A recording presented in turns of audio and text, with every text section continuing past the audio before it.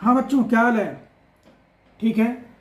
चलो देखो, ऐसा है, आज का जो टॉपिक है, एग्जामिनर को फेस कैसे करें। देखो बेटा, ऐसा ना कि कोई बहुत बड़ी सरदर्दी वाली बात नहीं है। जो एग्जामिनर आपको पेपर लेने आ रहे हैं, एग्जामिनर जो आपका वाइवा लेने आ रहे हैं वो पूरे मूड में होते हैं कि बच्चों को मार्क्स दिया जाए। अब बच्चा मार्क्स ले सकता है, नहीं ले सकता है, कितने मार्क्स ले सकता है, ये वो उसी के ऊपर डिपेंड करता है। लेकिन देखो, जो कुछ इन्फॉर्मेशन बता रहा हूँ, कुछ आइडिया जो हो सकता है कि आपके लिए काफ़ी बेनिफिशियल हो। आप जब एग्जामिनर के सामने जाओगे ना, तो आपके पास 3 फाइल्स होंगी। एक तो होगी आपकी जो आंसर शीट होगी। एक क्या होगा बेटा? आंसर शीट होगा ये। एक आपके पास होगा प्रैक्टिकल फाइल होगी। कौन सी फाइल होगी? प्रैक्टिकल फाइल होगी। और एक होगा प्रोजेक्ट फाइल। प्रोजेक्ट फाइल, ठीक है।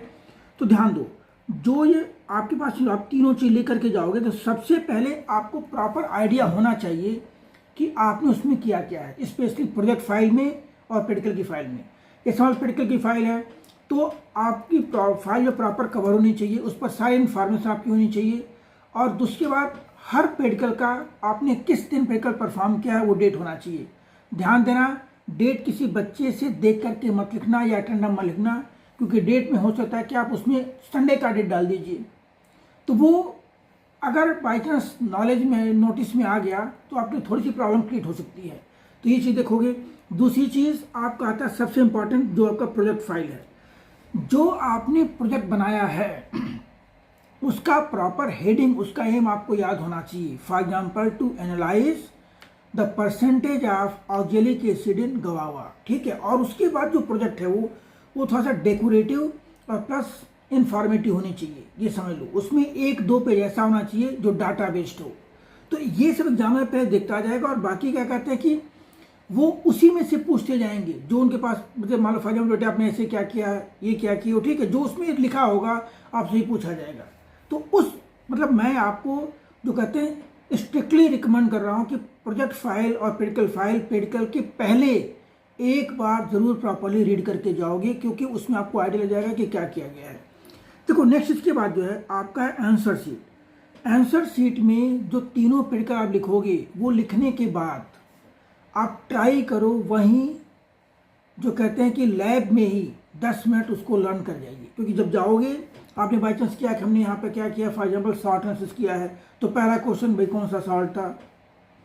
आपने बाई चांस बोला कि दिस इज अमोनियम कार्बोनेट, तो एग्जामिनर बोलेगा यहाँ पर कि भैया कौन सा जो है ये कैटायन है, कौन सा आयन है, कौन सा एसिड रेडिकल, कौन सा बेसिक रेडिकल। आपने बताया कि ammonium is basic radical for example, और कार्बोनेट क्या हमारा एसिड रेडिकल है।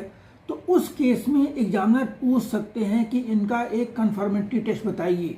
तो बेटर होगा कि जो आपने वहाँ पर लिखा है, फॉर एग्जाम्पल आपने लिखा है कार्बोनेट आयन, मान लो फॉर एग्जाम्पल, या मान लो आपने लिखा है कि यहाँ पर ये अमोनियम आयन, तो उस कार्बोनेट आयन और अमोनियम आयन का वहाँ पर टेस्ट याद कर जाओ फॉर एग्जाम्पल, और वही जाकर आप लिख दीजिए। दूसरी चीज़, आप मान लो अगर लैब में परफॉर्म कर रहे हो, तो परफॉर्म करने में जो रिजल्ट आ रहा है, ट्राई करिए एग्जामिनर जी के पास लेके जाइए, दिखाइए सर मैंने ये टेस्ट परफॉर्म किया है।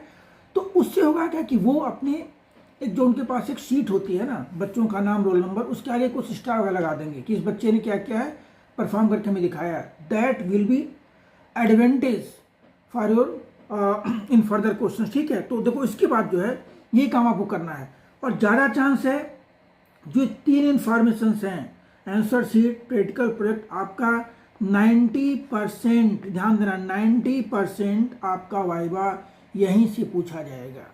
90%, मैं बता रहा हूँ 90%, शायद कम बता रहा हो सकता है कि आपका 100% जो है वाइवा, 100% वाइवा आपका यहीं से पूछा जाएगा। इसके बाद अगर बाई चांस आप यहाँ से वाइवा का जवाब नहीं दे पाते हो, तब जाना आपसे पूछेंगे कि बेटा आपने कोई थ्योरी वगैरह किया है कि नहीं, मतलब 1 महीने आपका बोर्ड का पेपर रह गया है, आप अगर कोई चैप्टर याद किए हो तो मेरे को बता दीजिए। तो आपको क्या करना है, जो चैप्टर आपने याद कर रखा है बढ़िया से, ध्यान देना कि पेपर के पहले 1-2 चैप्टर बढ़िया से पढ़ करके जाइए, वो आप एग्जामिनर जी को वहाँ पर बताइए। चैप्टर ही नहीं बताना है, आप उनसे फिर वो उसमें से क्वेश्चन पूछेंगे, आपको बता दिए सिंपली। तो ये this is basically simple tricks जो कि हर बच्चे को आइडिया होना चाहिए, होता भी है, बट थोड़ा सा अगर आप इसको एक बार मतलब माइंड में ले करके चलोगे कि हमें इसी हिसाब से वहाँ पर एग्जामिनर को फेस करना है, तो आप वहाँ पर कॉन्फिडेंटली उनको फेस कर सकते हो, ठीक है। चलिए ऑल द बेस्ट। इसके आगे फिर मिलते हैं, ठीक है बेटा।